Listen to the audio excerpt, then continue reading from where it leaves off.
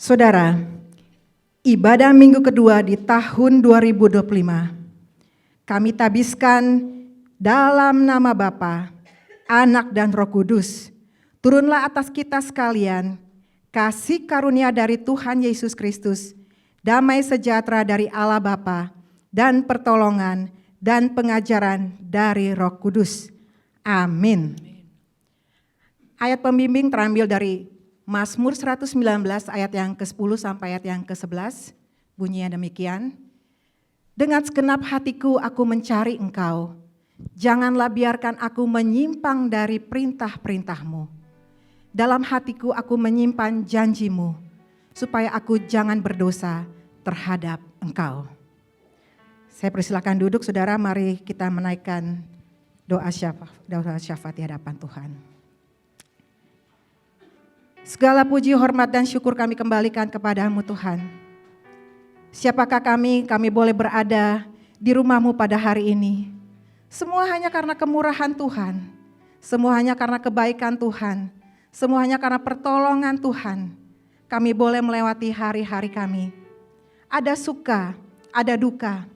Tapi kami tahu, kami memiliki Tuhan Yesus yang selalu bersama-sama dengan kami. Karena itu Tuhan, saat ini sebagai gereja Tuhan, kami mau bersatu hati mendoakan setiap jemaat yang dalam keadaan lemah tubuh. Kami mau mengangkat nama-nama mereka di hadapan-Mu. Kami mau serahkan untuk Lilia, untuk Pak Harili, Ibu Nina Panginda dalam pemulihan dari pasca operasi. Oh Tuhan Yesus, kami serahkan tiap pribadi ke dalam tangan pimpinan kasih-Mu Tuhan. Biarlah kuasa kesembuhan boleh terjadi buat mereka. Sehingga melalui mereka Tuhan, mereka boleh menyaksikan pertolongan dan kebaikan Tuhan dalam hidup mereka. Dan secara khusus Tuhan saat ini, kami mau berdoa untuk Berry Porung dan keluarga Francis. Di mana hari Rabu yang lalu, saudari terkasih kami, Lili Cheng, sudah dipanggil oleh Engkau ke rumah Bapamu. Sebagai manusia, kami sedih Tuhan, kami kehilangan teman. Tapi sebagai orang yang percaya di dalam Engkau, perpisahan ini hanya sementara. Karena kami tahu, pada saat kami mengenal dan menerima Engkau sebagai Tuhan dan Juru Selamat, Engkau telah menyediakan tempat di surga. Sebuah tempat yang indah, sebuah tempat yang senang. Dan kami percaya, Lili sudah senang bersama Engkau Tuhan Yesus. Dan saat ini sebagai gereja-Mu kami mau berdoa untuk Berry Porung dan keluarga Francis. Tuhan, di masa-masa yang sukar ini, biarlah Engkau memberikan mereka penghiburan yang sempurna, kekuatan yang sempurna, sehingga mereka boleh melewati hari-hari mereka ini bersama dengan Tuhan Yesus yang berjanji tidak akan pernah meninggalkan mereka.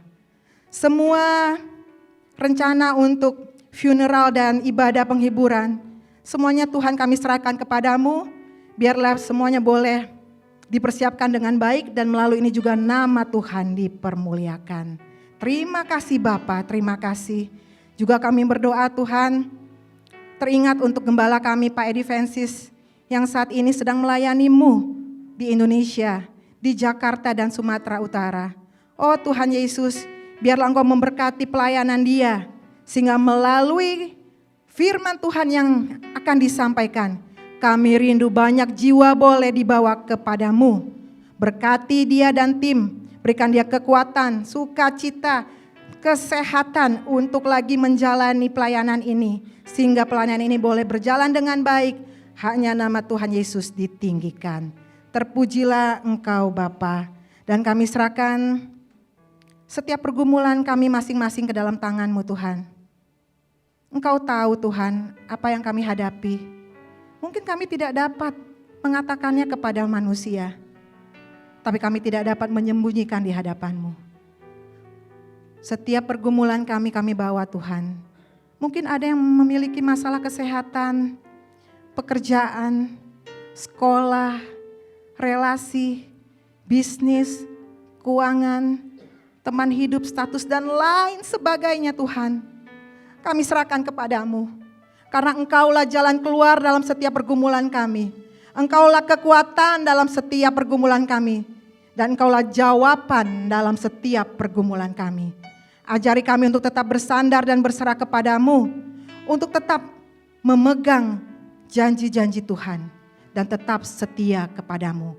Apapun yang terjadi, Tuhan Yesus baik. Terima kasih Tuhan. Kami serahkan ibadah ini dari awal pertengahan hingga akhirnya. Hanya nama-Mu yang ditinggikan. Di dalam nama Tuhan Yesus kami berdoa. Yesus, Yesus, dengar doaku.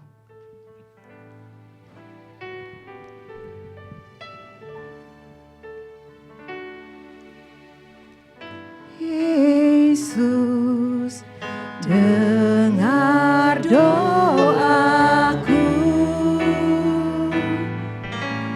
Janganlah Tuhan lalui, berilah berkat-Mu. Mari saudara panggil namanya Tuhan. Yesus, Yesus, dengar doaku.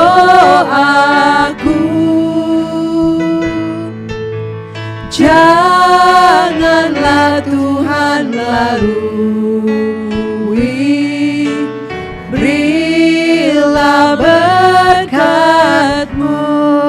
berilah kasih-Mu, berilah kasih-Mu, berilah berkat-Mu, berilah berkat-Mu.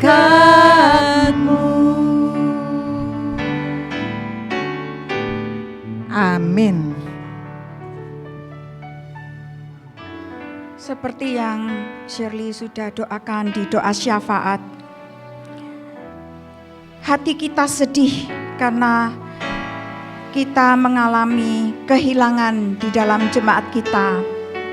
Andrew's beloved mom passed away, and then our beloved sister Lily also passed away. And we also have the ongoing fires.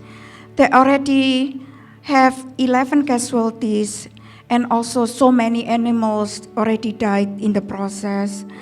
And the fires have not stopped yet. So let's keep praying for those people and the fires to be put out. Mari kita nyanyikan Terima Sukacita Surga. Akan saya bacakan sebelumnya. Filipi 4 ayat ke-13. I am able to do all things through Him who give me strength. Kita akan dikuatkan oleh Tuhan kalau kita bersandar kepada Dia.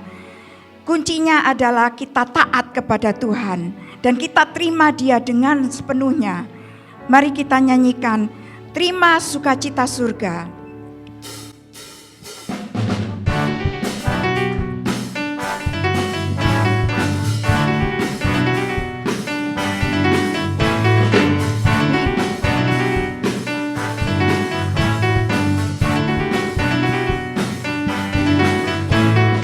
Terima sukacita surga, itulah kekuatan bagi jiwa.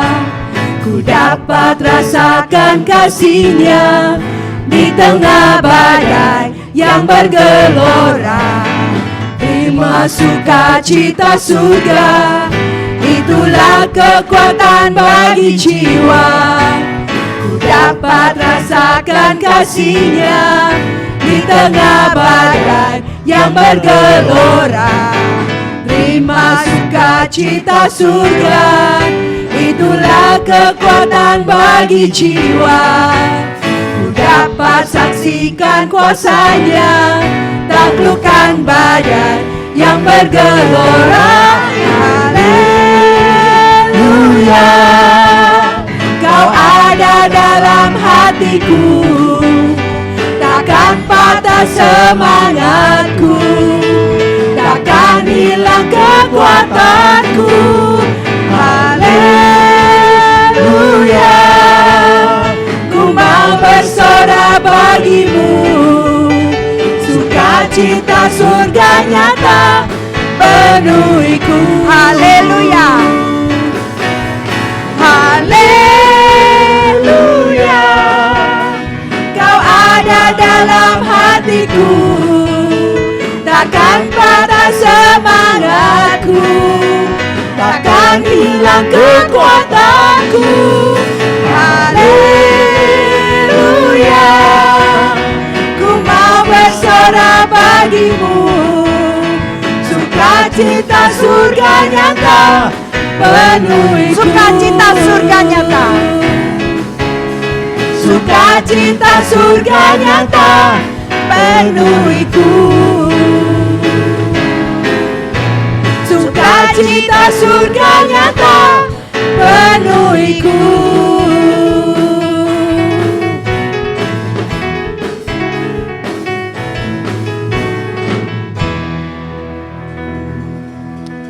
It's very hard to sing something happy that because our heart doesn't go with the song, but because of God make things possible.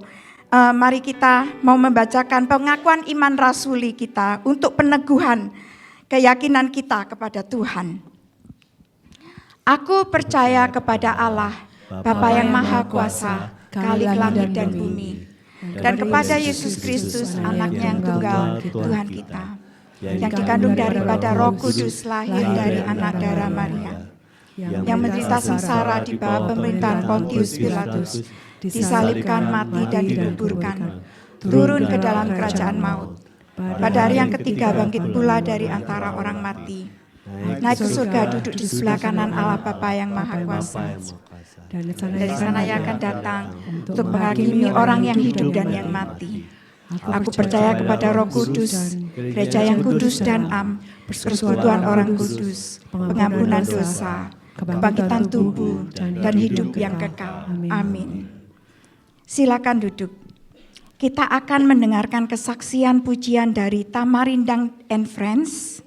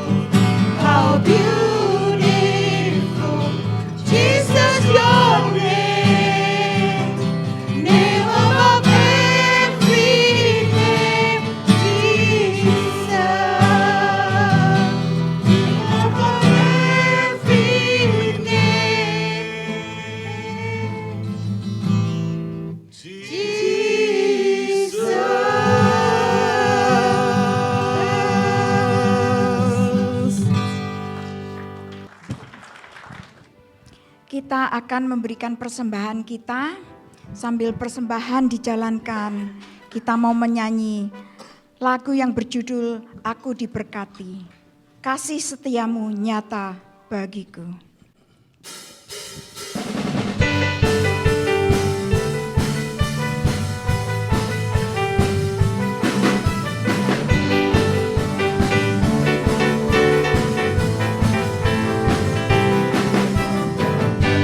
Kasih setiamu nyata bagiku, hikmat kebajikan tersedia bagiku. Sebab Allah sanggup limpahkan segalanya, dan anugerahnya sangat besar bagiku. Aku diberkati, aku dilimpahi, karena Allah sanggup untuk menyediakan. Aku diberkati, aku dilimpahi, atas sempurna anugerah Tuhan bagiku. Aku diberkati, aku dilimpahi, karena Allah sanggup untuk menyediakan. Mari kita bangkit berdiri. Aku diberkati, aku dilimpahi, atas sempurna anugerah Tuhan bagiku. Aku diberkati, aku dilimpahi, karena Allah sanggup untuk menyediakan. Aku diberkati, aku dilimpahi, atas sempurna anugerah Tuhan bagiku. Atas sempurna Anugerah Tuhan bagiku, atas sempurna anugerah Tuhan bagiku.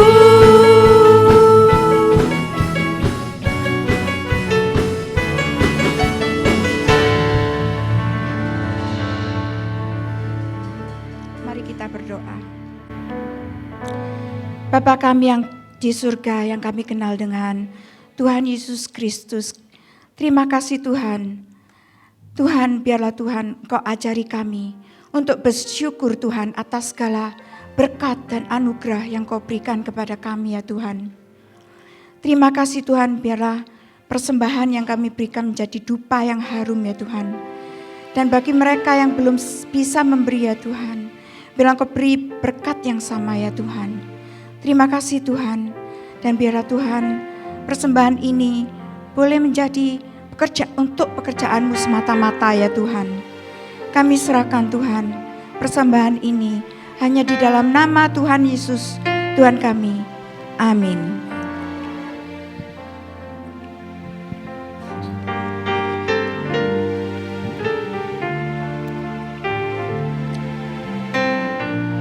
Sebagai lagu untuk persiapan untuk mendengarkan firman Tuhan, kita akan menyanyikan lagu Thy Word is a Lamp. Lagu ini ditulis pada tahun 1984 oleh Amy Grant and Michael Smith. Lagu ini ditulis berdasarkan Psalms chapter 119 verse 105. Mari kita nyanyikan Thy Word.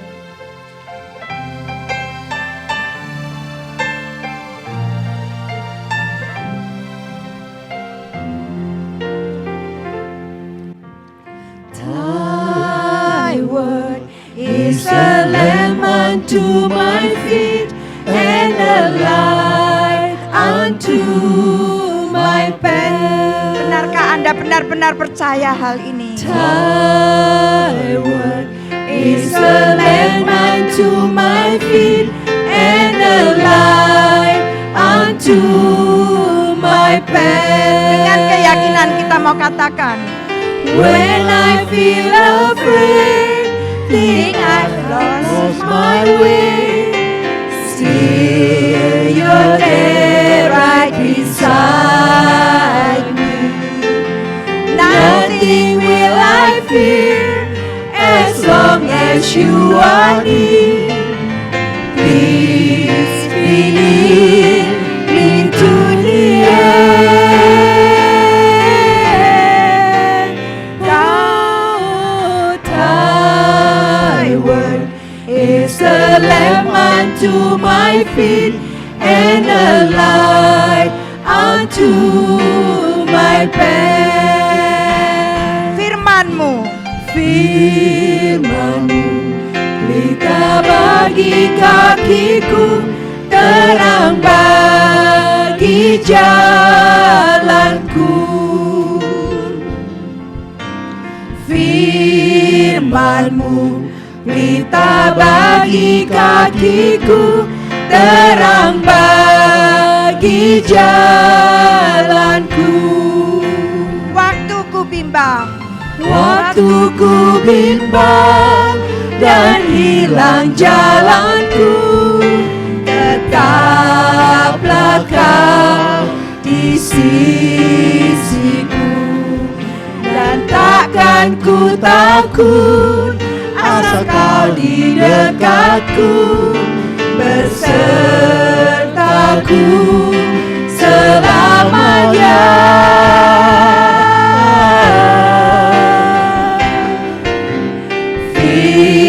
Firman-Mu pelita bagi kakiku, terang bagi jalanku.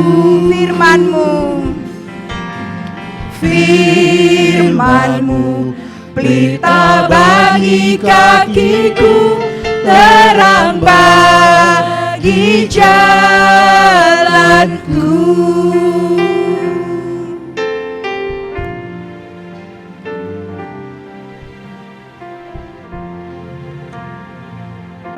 Ya saudara, sebelum kita mendengar firman Tuhan, kita mau berdoa untuk adik-adik kita sekolah minggu dan juga youth. Sebelum mereka masuk ke dalam kelas, mari kita doa. Lord Jesus, today we are grateful and thankful. We are in your house to praise your name.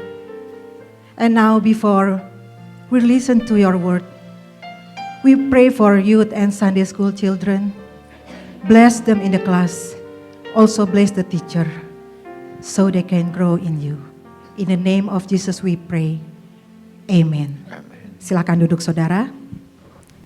Saudara, hari ini ada spesial. Kita akan dilayani oleh pendeta yang jauh berasal dari Australia, Sydney, Australia. Kita sambut Bapak Pendeta Johnny Stephen. Saya persilakan Pak. Saya memilih satu bagian perikop dari Kolose pasal yang ketiga, ayat yang kelima sampai ayat yang ke-14 menjadi perenungan kita di awal tahun 2025 ini, saudara. Saudara, saya yakin kita menghadapi realitas sekarang. Di dalam dunia kita bermacam-macam kejadian itu banyak kita hadapi. Saudara, di tengah-tengah negara yang maju, yang begitu pesat penduduknya, dan saudara menghadapi berbagai macam tantangan dalam perubahan sosial, saudara. Tentu di dalam perubahan-perubahan ini banyak meresahkan, kadang juga menyedihkan bagi kita, khususnya kalau kita menyaksikan kejahatan-kejahatan terjadi, kerusakan moral manusia, bahkan semakin banyak kekerasan. Di Australia itu saudara-saudara, kekerasan rumah tangga, kekerasan di masyarakat, itu menyelimuti dari berita-berita liputan di media massa, saudara. Kasus-kasus pembunuhan, anak-anak sekolah yang sulit sekali hidup dengan normal. Banyak macam-macam tantangannya. Guru-guru Kristen yang sulit untuk berkarir karena dipaksakan untuk mengiyakan bahkan tidak boleh mengkritik tentang LGBT ataupun abortus dan seterusnya. Semuanya ini saudara-saudara sangat meresahkan bagi kita orang tua, bagi kita gereja, saudara. Maupun bagi anak-anak kita di tengah-tengah dunia yang sangat liberal hari ini, saudara. Dalam dunia yang semakin menekan ini, semakin kita rasakan, saudara. Sebagai anak Tuhan, kita terus dituntut untuk tetap beriman. Kita dituntut untuk tetap setia memelihara kehidupan rohani kita sampai Kristus datang. Ini keyakinan kita. Amin. Dan kita hadapi semua tantangan yang ada, saudara. Dalam perkembangan-perkembangan di seluruh aspek kehidupan kita, saudara. Seringkali kita bertanya, why, kenapa, mengapa, saudara-saudara. Kenapa ini terjadi, mengapa itu terjadi. Saudara-saudara, sebagai anak Tuhan kita bertanya, mengapa. Dan sampai pada saatnya, saudara-saudara, kalau kita memperhatikan di dalam Alkitab kita, saudara, ada hal-hal yang Tuhan tunjukkan, Tuhan bukakan, Tuhan ajarkan kepada kita. Dan kita diajak untuk melaksanakan firman itu. Saudara-saudara, sejalan dengan tema ini, saudara-saudara, mari kita coba melihat, kita merenungkan bersama-sama, saudara. Kenapa kita harus hidup di dalam kehidupan kita sesuai dengan firman Tuhan? Mengapa saudara dan saya untuk hidup setia dan taat bahkan beriman di tengah-tengah dunia yang jahat ini? Kenapa saudara dan saya juga harus mengampuni orang yang bersalah, orang yang menyala, bahkan orang yang menyakiti kita, saudara? Mungkin di kalangan anak muda bertanya, mengapa kehidupan seks itu harus dilakukan secara eksklusif di dalam satu naungan kehidupan suami dan istri? Saudara-saudara, pertanyaan-pertanyaan, bahkan kita bertanya-tanya di dalam pergumulan hidup ini, saudara. Tentu saudara-saudara, kita melihat bahwa Allah memberikan Alkitab, Allah memberikan firman Tuhan. Bahkan Allah mengajarkan tentang kode atau kode pada moralitas di bagian kehidupan rohani kita. Pertanyaannya saudara-saudara, bagaimana firman Tuhan ini memberikan 3 alasan paling tidak. Saudara, yang pertama, kalau kita melihat ayat yang kelima tadi, saudara kita menyadari Alkitab mengatakan bahwa kita sekarang ada dalam dunia yang sementara. Kita ada dalam dunia yang sementara, sekaligus kita sedang menantikan, kita sedang menunggu dunia yang akan datang. Kita hidup dalam masa penantian. Penantian kepada kehidupan yang lebih baik, kehidupan yang lebih sempurna, kehidupan yang tidak fana, saudara. Kehidupan yang kita akan hadapi hari ini di dunia yang saat ini, yang sementara ini, satu waktu akan dibinasakan semuanya. Tetapi Alkitab katakan hal-hal yang demikian, saudara-saudara, termasuk hal-hal yang akan dimusnahkan. Ayat yang kelima, saudara-saudara, apa itu, saudara? Matikanlah dalam dirimu segala sesuatu yang duniawi, yaitu percabulan, kenajisan, hawa nafsu, nafsu jahat, dan juga keserakahan yang sama dengan penyembahan berhala. Saudara-saudara, yang pertama Paulus mengingatkan kepada jemaat, kepada orang-orang di Kolose di sini, untuk mematikan di dalam dirinya segala sesuatu yang duniawi itu. Saudara, saya katakan tadi kita ada dalam dunia yang sementara ini, saudara. Dan kita harus hati-hati dan waspada bahwa dunia yang duniawi ini, saudara, yang melingkupi percabulan dan seterusnya, saudara, yang mendatangkan murka Allah, ini harus dimatikan, dikatakan. Kita ada di awal tahun, kita sedang memasuki tahun 2025. Hendaklah ini menjadi satu perenungan kita. Ada satu tekad, ada satu kesungguhan, ada satu komitmen saudara-saudara untuk mematikan, dikatakan di sana. Semua tingkah laku, perbuatan, berpikir, berkata-kata yang tidak perlu, yang dikatakan tidak perlu Tuhan. Bahkan mereka yang mengatakan, saudara-saudara, orang-orang yang saat ini tidak percaya kepada Tuhan, orang-orang yang tidak setia dan memberontak kepada Tuhan. Saudara, itu terjadi sejak Adam dan Hawa jatuh dalam dosa. Orang-orang yang demikian adalah orang-orang yang tidak bersandar kepada Tuhan, Mereka hanya bersandar pada pikirannya sendiri, daripada pikiran Tuhan, daripada firman Tuhan. Cara berpikir yang demikian ini adalah cara berpikir yang duniawi, saudara. Cara pikir yang duniawi ini sangat mempengaruhi gaya hidupnya.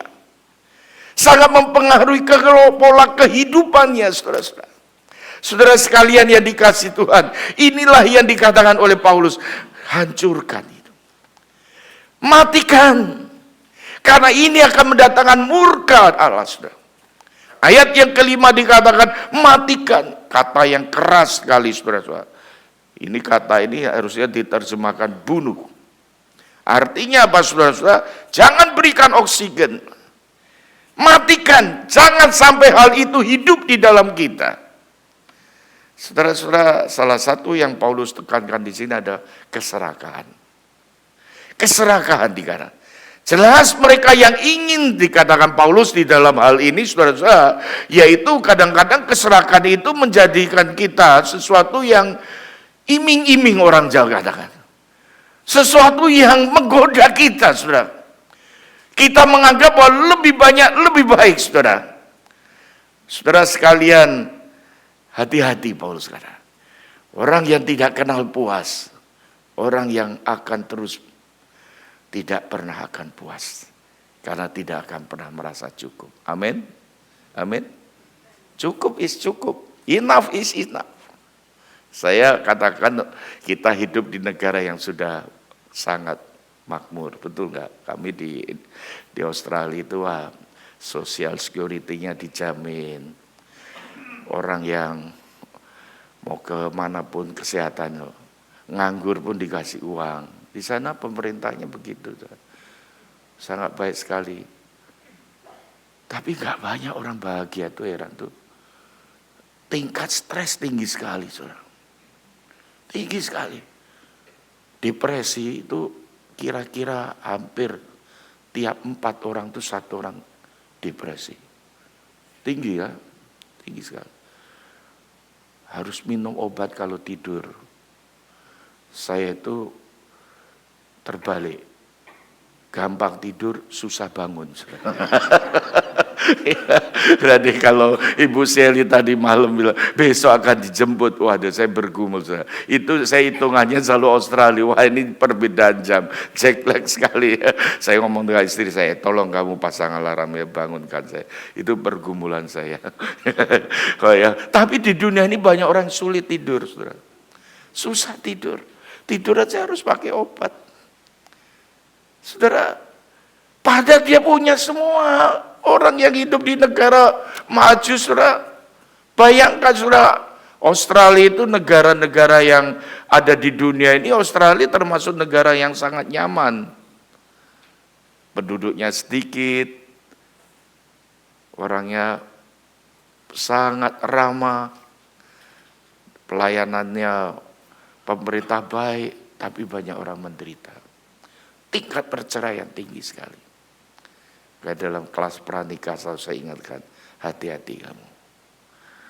Di gereja pun menghadapi tantangan demikian. Kenapa? Bukankah sudah punya semua? Sampai-sampai ibu-ibu itu berkata, oh pendeta, kalau doa Bapak kami, saya kok rasanya berikanlah makanan kami yang secukupnya kok. Gak relevan lagi, sekarang kan sudah cukup semua kita. Tetapi masalahnya bukan soal cukup nggak cukup. Kita ini yang seringkali merasakan nggak cukup. Providensi Allah adalah providensi Allah yang sempurna dalam hidup kita. Amin.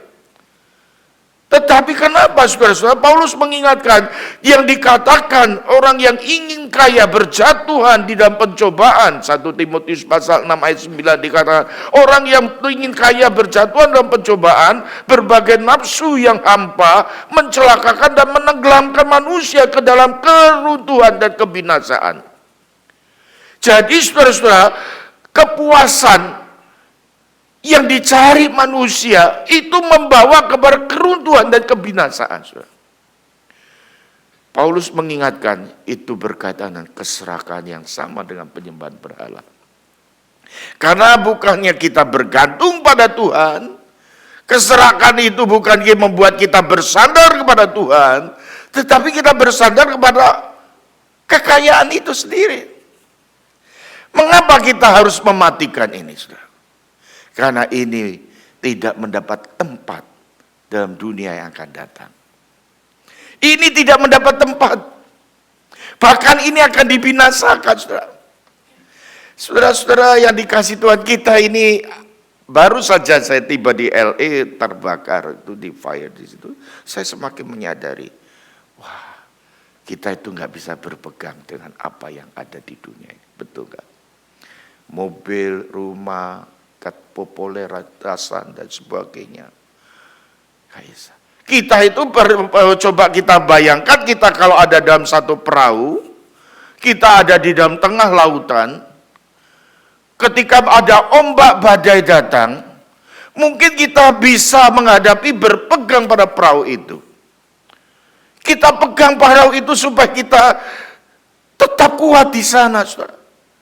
Tetapi masalahnya, problematiknya, saudara, bukan badai yang datang saja, bukan karena angin itu saja, tetapi kalau perahunya itu bocor, perahunya itu berlubang, saudara pegang perahu itu, saudara, waktu perahu itu semakin dalam tenggelam, saudara, kita akan tenggelam, betul nggak, saudara? Kita nggak bisa berpegang pada perahu sekalipun. Kalau perahu itu bocor, kita nggak bisa berharap padanya. Tapi kita seringkali menggantungkan kepada perahu yang ada di ini.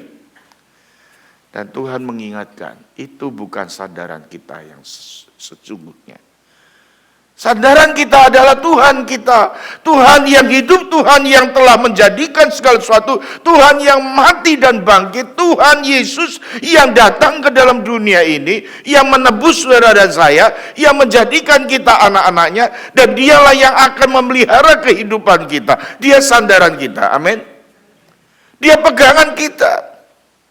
Saudara-saudara, maka Paulus mengingatkan, mari kita matikan. Hal-hal yang duniawi ini gak bisa dipegang. Bahkan sifat-sifat duniawi ini termasuk di ayat 8, ayat 9 dikatakan, yaitu kemarahan, kegeraman, kejahatan, fitnah, kata-kata kotor, dusta. Tinggalkan itu. Itu manusia lama kita. Kita ada di dalam satu kehidupan yang baru. Saudara, maka di bagian yang kedua kalau kita memperhatikan ayat yang ada di sebagian ini, kita diingatkan bahwa kita mengikuti kode moral yang diajarkan oleh firman Tuhan, karena kita itu mempunyai identitas yang baru. Kita memiliki status yang baru. Ayat yang ketujuh, kita tidak seperti yang dahulu. Dikatakan, dahulu kamu melakukan hal-hal yang sama duniawi itu. Tetapi ketika kita ada di dalam Kristus, kita ada di dalam identitas yang baru. Bapak Ibu Saudara sekalian, firman Tuhan mengatakan sekarang kita memiliki identitas yang baru. Tema daripada kitab Kolose pasal yang ketiga ini adalah berbicara tentang kehidupan baru. Manusia baru. Dan sepanjang ayat-ayat ini berkenaan dengan status kita. Kita itu manusia baru. Saudara-saudara, kalau kita ditanya siapakah kita, siapakah saudara dan saya, kita manusia baru.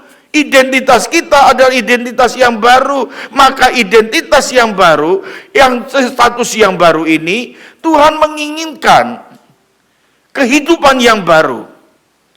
Dan paradigma moralitas di dalam Alkitab, hal-hal moralitas, norma-norma kehidupan dalam Alkitab, itu dimulai dari siapakah kita.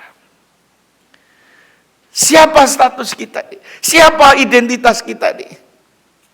Saudara-saudara, kadang-kadang kita melihat di dalam agama-agama lain atau kepercayaan lain atau filsafat hidup. Perbuatan, tingkah laku, perbuatan apa itu yang akan menentukan identitas. Tetapi paradigma daripada Alkitab itu berbeda. Identitas ini yang akan menentukan perbuatan kita. Identitas ini yang akan mempengaruhi kehidupan kita. Bapak Ibu Saudara sekalian, bukan terbalik. Sehingga kita hidup di dalam hidup yang baru. Itu akan melahirkan pola hidup yang sesuai dengan apa yang Tuhan mau. Amin. Bila kita menjadi anak-anak Tuhan yang selalu ingat bahwa kita itu, identitas kita itu baru, saudara. Saudara sekalian, maka saudara-saudara, identitas yang baru ini, status kita ini, kita itu sudah mati. Hidup kita sekarang tersembunyi di dalam Dia. Dikatakan tersembunyi bersama dengan Kristus. Kristus adalah Allah. Kristus inilah yang menghidupi kita, yang ada di dalam hidup kita. Status inilah, saudara-saudara, inilah yang Tuhan berikan kepada kita. Jadi saudara dan saya diberikan satu status yang baru, status identitas yang baru, itu adalah oleh Tuhan. Tuhan yang memberikan kepada kita. Ini gift. Ini kasih karunia, ini anugerah Tuhan yang gratis, saudara-saudara. Yaitu apa, saudara? Yesus Kristus. Yesus yang telah mati dan bangkit. Dan kita itu menerima dengan tangan terbuka. Menerima dengan tangan terbuka itulah yang namanya iman, saudara. Amin. Amin. Kita menerima dengan tangan terbuka. Saudara-saudara, identitas baru inilah sehingga kita dengan hidup sebagai identitas yang baru, itu akan menentukan cara hidup kita. Ayat yang ke-9 tadi dikatakan, jangan lagi kamu saling mendustai, kamu telah menanggalkan manusia lama dan kelakuannya, mengenakan manusia baru dan terus-menerus diperbarui, memperoleh pengetahuan yang benar menurut gambar kaliknya, gambar penciptanya. Kita bersandar pada Kristus, kita diberikan standar identitas yang baru, perubahan yang baru terjadi dalam hidup kita. Dan Allah berkarya bekerja di dalam kita, membuat kita ciptaan yang baru. Ciptaan yang seperti apa Alkitab katakan? Yaitu menurut gambar kaliknya. Ayat yang ke-10 dikatakan gambar penciptanya, sesuai dengan gambar Allah yang menciptakannya. Kita ingat dalam penciptaan kitab Kejadian, manusia diciptakan sesuai dengan gambar Allah. Sesuai dengan rupa Allah. Tapi manusia jatuh dalam dosa. Rusak gambar itu. Rusak rupa itu, saudara. Kita tidak lagi mencerminkan Tuhan. Kita tidak lagi mencerminkan Tuhan dengan benar. Tapi sekarang bukan Tuhan hanya memperbaiki kita. Tuhan menciptakan kita yang baru. Amin. Kita diperbarui terus-menerus. Saudara, seperti kayu balok itu dibuat bahkan dicetak demikian rupa menjadi kursi yang indah, meja yang indah, alat perkakas yang indah. Saudara sekalian, Tuhan mengajarkan Alkitab, ini bukan tradisi Allah, tradisi manusia, buatan manusia, bukan. Bukan peraturan-peraturan yang dibuat Tuhan dengan sembarangan. Tuhan tidak membuat peraturan, tidak memberikan firman Tuhan dengan sembarangan. Moralitas kekristenan itu ada dasarnya. Ada fondasinya, ada tujuannya. Yaitu moralitas ini datang karena dari Tuhan sendiri.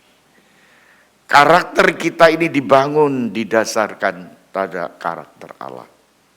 Tuhan perintahkan, jangan kau membuat ini, jangan membuat itu, berhala dan sebagainya. Tapi Tuhan mau kita mempunyai karakter yang sama dengan karakter Allah. Amin. Kita boleh memulai tahun 2025 ini karena kita memiliki identitas yang baru. Karena kita sudah disatukan di dalam Kristus. Kita disatukan, diciptakan yang baru sesuai dengan gambar Allah. Buanglah karakter yang tidak sesuai dengan firman Tuhan. Tahun yang baru kenakanlah belas kasihan, kemurahan, kerendahan hati, kelemah lembutan, kesabaran. Dan marilah kita hidup dalam saling mengampuni. Kita dipenuhi dengan kasih sebagai ciptaan yang baru. Dan bagian yang ketiga, saudara, Tuhan memberikan firman Tuhan, norma-norma, kode moralitas. Karena Tuhan mengasihi saudara dan saya. Tuhan mengizinkan peristiwa yang terjadi dalam hidup kita. Tujuannya karena Tuhan itu mengasihi kita. Ayat yang ke-12 saya akan bacakan sekali lagi. Karena itu sebagai orang-orang pilihan Allah yang dikuduskan dan yang dikasihi, kenakanlah belas kasihan dan murahan, kerendahan hati, kelemah lembutan dan kesabaran. Ayat yang ke-12 dikatakan, karena itu sebagai orang-orang pilihan Allah yang dikuduskan dan dikasihinya. Kenapa kita mau mengikuti norma-norma Alkitab, kode-kode daripada moralitas Alkitab? Karena Tuhan mengasihi kita. Tuhan panggil kita menjadi orang-orang pilihan yang dikuduskan dan yang dikasihi. Tuhan memberikan segala sesuatu kepada kita, termasuk yang utama yaitu Yesus Kristus yang mati di atas kayu salib. Karena Tuhan mengasihi kita. Tuhan memberikan pengampunan kepada kita karena Tuhan mengasihi kita. Perintah-perintahnya baik karena Tuhan mengasihi kita. Kalau Tuhan mengatakan kepada para pemuda, jangan kau melakukan seks di luar pernikahan, ingatlah karena Tuhan itu mengasihi kita.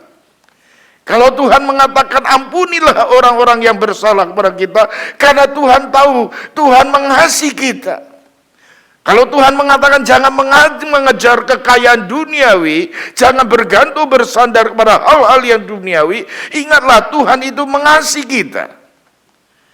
Kalau Tuhan berkata engkau berbuatlah yang baik, ingatlah karena Tuhan mengasihi kita.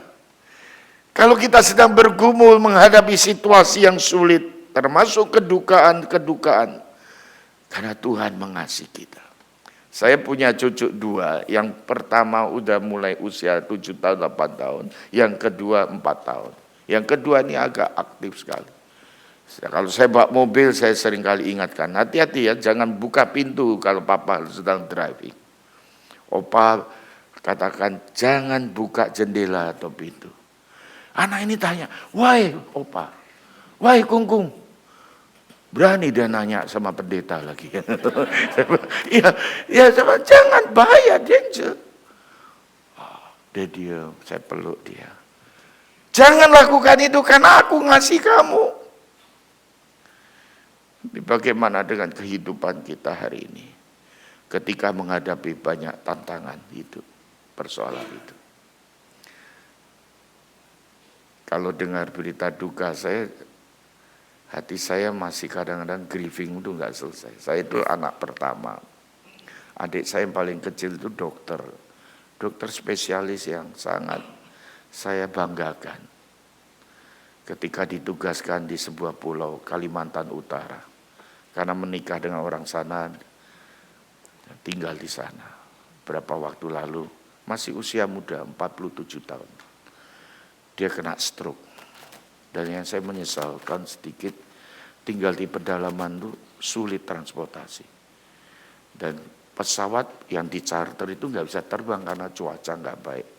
Nah, saudara bayangkan pendarahan di otak 12 jam lebih nggak ditolong, ya habislah. Aduh, saya sedih sekali. Saya mau pulang, peraturan karantina di Indonesia masih berlaku karena kami tinggal di Australia. Saya nggak bisa pulang.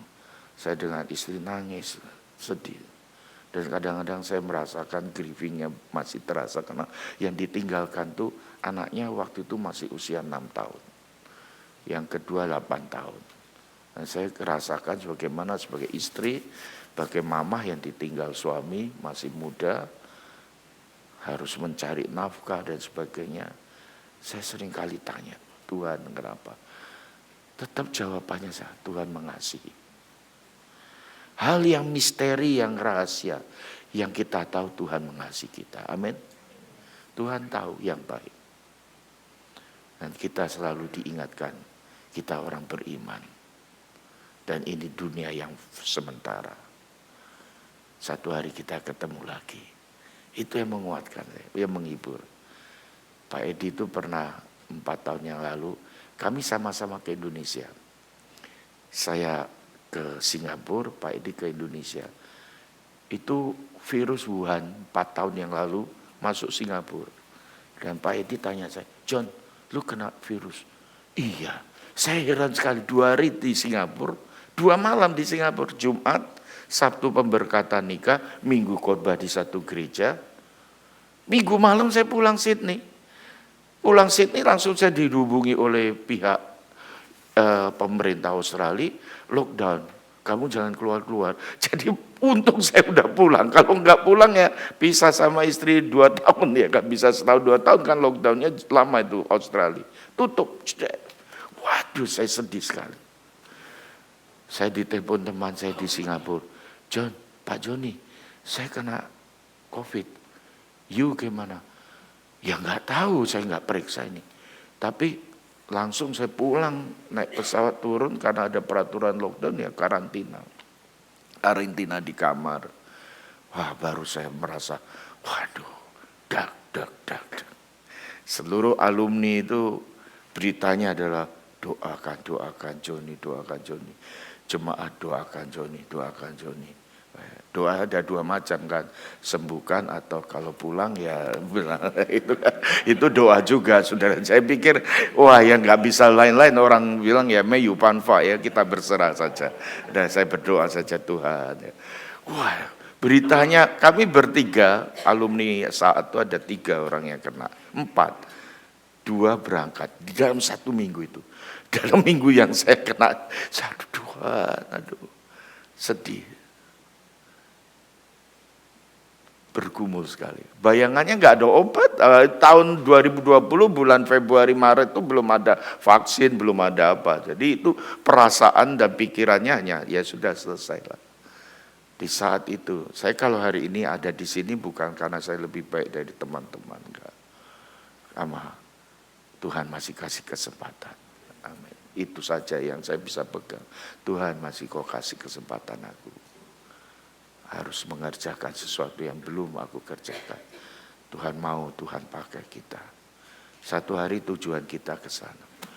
Di tengah ketakutan, di tengah kegelisahan, di tengah kacau pikiran, di tengah media massa yang seperti itu.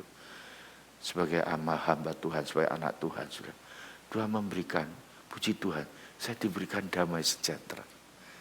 Saya ada damai menghadapi realita hidup ini. Dan itulah penghiburan, dan itulah berkat Tuhan. Tuhan mengasihi di sini. Di tengah kemelut hidup kita, saudara dan saya, di dalam menghadapi hari esok kita, dihadapkan kita di tahun 2025, dihadapkan dengan situasi sosial di negara ini, di kota LA ini, saudara. Mari kita ingat bahwa Tuhan mengasihi kita. Tuhan menguduskan, memilih kita, Tuhan mengasihi kita. Biarlah ini menjadi dorongan dan kekuatan kita untuk terus setia mengikut Tuhan sampai selama-lamanya. Amin. Tuhan memberkati jemaat Indonesian Good News di tempat ini bersama hamba Tuhan majelis di tempat ini. Kira persahabatan 2 gereja di 2 benua ini terus boleh mengerjakan, mengabarkan Injil bagi kemuliaan Tuhan. Amin. Puji Tuhan, terima kasih atas pemberitaan firman Tuhan yang Bapak Joni sudah berikan kepada kita. Tuhan berbicara melalui Pak Joni dan Tuhan terus memakai dengan heran. Makasih.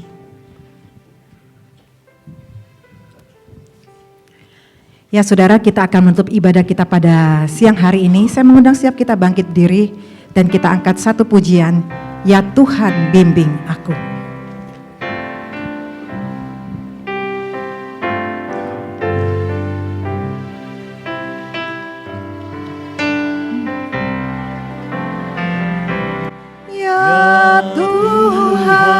Bimbing aku di jalanku,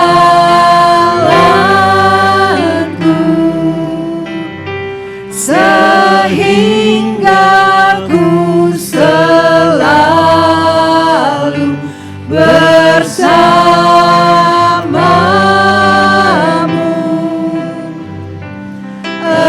Engganlah ku melangkah setapak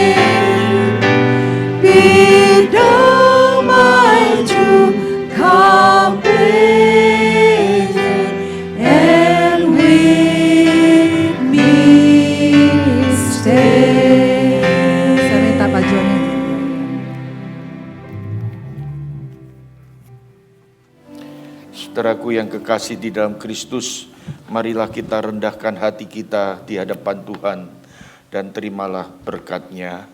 Kiranya Tuhan menyertai kita bersama-sama di dalam cinta kasih Allah Bapa, Putra dan Roh Kudus, Allah yang Tritunggal, menjaga, melindungi, membimbing dan memimpin, memberkati sekarang dan sampai selama-lamanya.